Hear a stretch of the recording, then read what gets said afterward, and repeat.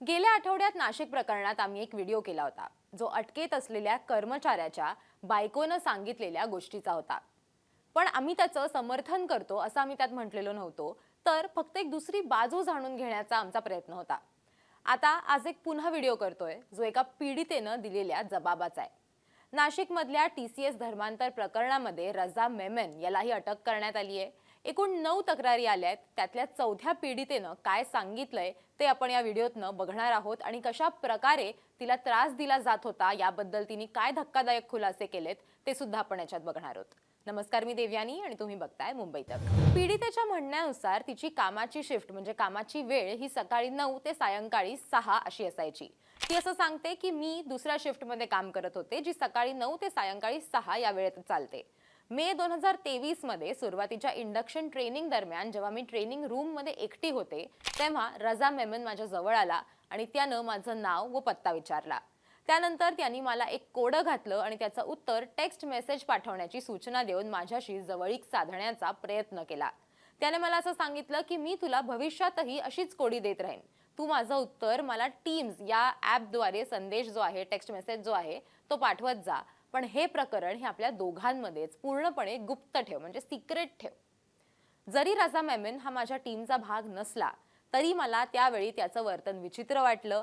त्यावेळी मी कार्यालयात नवीन असल्यानं माझ्यावरती एक प्रकारचा दबाव होता आणि मी या घटनेची वाच्यता कुणाकडेही केली नाही असं ती पीडिता सांगते.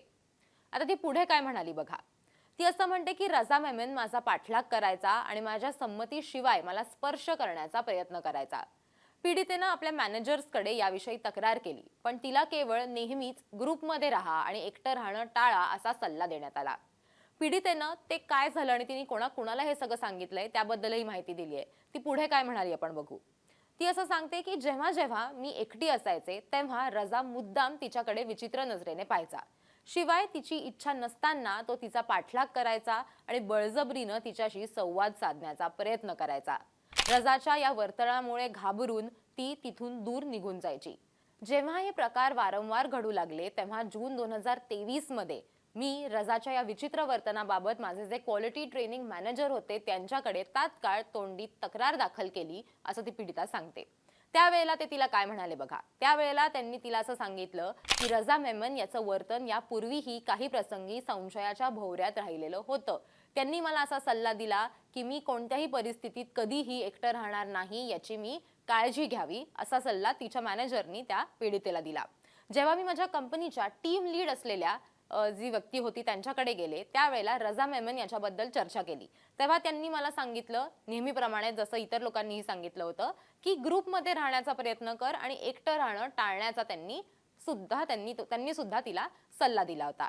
पुढे पीडिता असं सांगते की मी यापूर्वी दाखल केलेल्या एका तक्रारीवरून मनात द्वेष बाळगून रजा मेमननं जाणीवपूर्वक आणि सुडाच्या भावनेनं माझी आणि माझ्या एका सहकार्याची बदनामी करायचं ठरवलं. आमची नावं त्यांनी खोट्या पद्धतीने एकमेकांची जोडली. आमच्यात प्रेमसंबंध आहेत अशी अफवा त्यानं कार्यालयात पसरवली. तसंच आम्हाला अशोक मार्ग इथे एकत्र पाहिल्याचा दावाही त्यांनी केला. माझ्या लग्नानंतर रजा यानं उपहासात्मकपणे मला विचारलं की रात्रीच्या वेळी नक्की तू कशात इतकी व्यस्त असतेस. तरीही मी त्याच्याकडे सतत दुर्लक्ष करणं सुरू ठेवलं. परिणामी त्याच्याकडून तसंच दानिश आणि तौसिफ यांच्याकडून येणारे फोन कॉल्स हे 30 सेकंदांवरून कमी होऊन 1 सेकंदांवरती आले. म्हणजे त्या फोन कॉल्सची फ्रिक्वेन्सी जी आहे जे तिला येत होते ती फ्रिक्वेन्सी वाढली आणि ती 30 सेकंदांवरून 1 सेकंदांवरती आली. माझं लग्न नोव्हेंबर 2025 मध्ये झालं होतं. तेव्हा दुपारच्या जेवणानंतर जेव्हा मी कधी कार्यालयात थोडा वेळ झोप घेत असायचे तेव्हा रजा माझ्या लग्नाच्या संदर्भात अनेक माझ्या खाजगी आयुष्यात ढवळाढवळ करायचा आणि खाजगी आयुष्यातल्या अनेक गोष्टींवरती भाष्य करायचा. तू खरं तर एखाद्या थंड हवेच्या ठिकाणी फिरायला जायला हवं असं बोलून तो हसायचा आणि माझ्याकडे कामुक नजरेनं एकटक पाहायचा. तो पुढे तिला असंही म्हणायचा की लग्न झाल्यावर रात्रीच्या वेळी झोपायचं असतं. मग रात्रीच्या वेळी नक्की तू कशात इतकी व्यस्त असतेस. त्यानंतर फेब्रुवारी 2026 मध्ये जेव्हा मी माझ्या पतीसोबत गोव्याला जाण्याचा प्लॅन करत होते तेव्हा मी रजा मेमन याच्याकडे रजेची विनंती करण्यासाठी गेले. त्यावरती प्रतिक्रिया देताना त्यांनी माझ्याकडे वरपासून खालपर्यंत पाहिलं. चेहऱ्यावर स्मितहास्य होतं आणि विचारलं की तू हनीमूनला चालली आहेस का. तू मद्यपान करतेस का. जेव्हा मी त्याच्या या प्रश्नांची मालिका टाळण्याचा प्रयत्न केला तेव्हा रजा यांना आणखीनच पिच्छा पुरवला आणि एकदा म्हणाला की त्यापेक्षा तू एखाद्या थंड हवेच्या ठिकाणीच जायला हवं. फिरण्यासाठी तीच ठिकाणं सर्वोत्तम असतात. माझ्या खाजगी आणि वैयक्तिक आयुष्याबद्दल केलेल्या या टिप्पण्यांमुळे मला अत्यंत अश्लील आणि अपमानकारक वाटलं होतं, असं ही पीडिता म्हणते. मी त्याच्याशी संपर्क टाळण्याचा सातत्याने प्रयत्न करत असल्यामुळे रजा मेमन यांनी सुडाच्या भावनेनं त्याचे सहकारी दानिश आणि तौसिफ यांना असं सांगितलं की ज्या वेळेला दुसरा सहकारी जो एक आहे तो रजेवर असेल त्यावेळेला सिस्टीम सेटिंग्जमध्ये फेरफार करायचा किंवा तसे निर्देश त्यांना दिले. त्यांनी सिस्टीमची रचना अशा प्रकारे बदलली की येणाऱ्या फोन कॉल्सची फ्रिक्वेन्सी जी नेहमीच्या प्रोटोकॉलनुसार साधारणपणे दर 30 सेकंदांनी असायची ती वाढून 1 सेकंदाला 1 कॉल इतकी झाली. यामुळे माझ्यावरच्या कामाचा ताण जो आहे तो प्रचंड वाढला, कामाचा लोड जो होता तो प्रचंड वाढला, असं ही पीडिता पुढे सांगते. या संदर्भात ज्यावेळी मी विभाग प्रमुख म्हणजे हेड असलेल्या अश्विनी चैनानी यांच्याकडे रजा विरुद्ध तक्रार दाखल केली तर रजा मेमन, दानिश आणि तौसिफ यांची सातत्यानं पाठराखणच त्यांच्याकडनं करण्यात आली. नंतर या सगळ्याला वैतागून मी पुन्हा एकदा त्यांच्याकडे गेले आणि त्यांना दाद मागितली, तेव्हा सुद्धा त्यांनी त्यांचीच पाठराखण केली. त्यांच्यावरती कोणतीही शिस्तभंगाची कारवाई करण्याऐवजी माझ्याशी केलेल्या त्यांच्या लज्जास्पद वर्तनाचंच त्यांनी समर्थन केलं. त्यांनी माझ्या तक्रारींना हे विचारून फेटाळून लावलं की तुम्हाला प्रसिद्धीच्या झोतात का राहायचंय, हा विषय सोडून द्या, ही बाब इथेच संपा. असं करून त्यांनी अप्रत्यक्षपणे रजाचीच बाजू घेतली. त्यामुळे मी अश्विनी यांच्याकडे तक्रार करणंच थांबवून दिलं.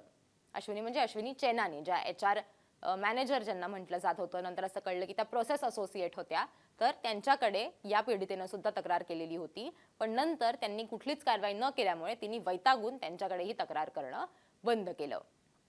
यामुळे रजा मेमननं आमच्या कार्यालयातील महिला कर्मचाऱ्यांचा छळ करणं सुरूच ठेवलं, असं सुद्धा ही पीडिता पुढे म्हणते. गुढीपाडव्याच्या दिवशी घडलेला एक प्रसंग जो आहे तो सुद्धा या महिलेनं तिच्या तक्रारीमध्ये सांगितलेला आहे. त्यात ती काय म्हणते तेही आपण बघणार आहोत. पीडितेच्या तक्रारीनुसार साडी परिधान केलेल्या तिच्याकडे एका विचित्र आणि तीक्ष्ण नजरेने एकटक पाहत असताना शाहरुख नावाचा जो दुसरा व्यक्ती होता कंपनीतला, तो तिला असं म्हणाला की आज तू पूर्णपणे वेगळीच दिसतीयेस, आपण कुठेतरी बाहेर जाऊयात का. ही घटना घडली 19 मार्च 2026 रोजी, म्हणजेच गुढीपाडव्याच्या दिवशी, जेव्हा ती कार्यालयात साडी नेसून गेली होती. त्या दुपारी साधारण 12 वाजताच्या सुमारास जेव्हा मी माझ्या कामाच्या टेबलवरती बसले होते तेव्हा शाहरुख मुद्दामून माझ्या जवळ आला आणि तिथेच बसला, असं सुद्धा ही पीडिता पुढे सांगते. आधी तिने रजा मेमन यांना तिला कशा प्रकारे त्रास दिलेला होता, त्या सगळ्याची सुरुवात कशी झाली, टीम्सवरती तुम्हाला मेसेज कर इथपासनं ते तिच्या पर्सनल लाईफवरती टीका करण्यापर्यंत, तिची बदनामी करण्यासाठी असं म्हणण्यापर्यंत की कसं तिचं तिच्याच ऑफिसमधल्या दुसऱ्या सहकाऱ्याबरोबर अफेअर आहे, इथपर्यंत हे सगळं या पीडितेनं तिच्या तक्रारीमध्ये सांगितलेलं आहे. आणि त्याचबरोबर शाहरुख नावाची जी व्यक्ती आहे त्या व्यक्ती संदर्भात सुद्धा तिने तिच्या तक्रारीमध्ये नमूद केलेलं आहे की फक्त रजा मेमनच नाही तर हा शाहरुख नावाचा जो व्यक्ती आहे तो सुद्धा अशा प्रकारे तिला त्रास देत होता किंवा तिला अनकम्फर्टेबल वाटेल अशा टीका, अशा टिप्पण्या, अशा कॉमेंट्स तिच्याबद्दल केल्या जात होत्या, असं या महिलेनं तिच्या तक्रारीमध्ये सांगितलेलं आहे. हे नाशिकमधली ही चौथी तक्रार होती, ज्याच्यातलं काही डिटेल्स जे आहेत ते मी तुम्हाला आता सांगितलेले आहेत. याच्यातल्या अनेक गोष्टी आहेत, अनेक नावं आहेत, ती आम्ही अर्थातच प्रायव्हसी कन्सर्नमुळे वगळलेली आहेत. पण या पीडितेच्या तक्रारीवरनं हे स्पष्ट होतं की हे एकच कोणी व्यक्ती नव्हती जी अशा प्रकारे महिलांना त्रास देत होती, तर साधारण तिथे एक टीम तयार झालेली होती किंवा हे एक सिंडिकेट होतं एका प्रकारचं.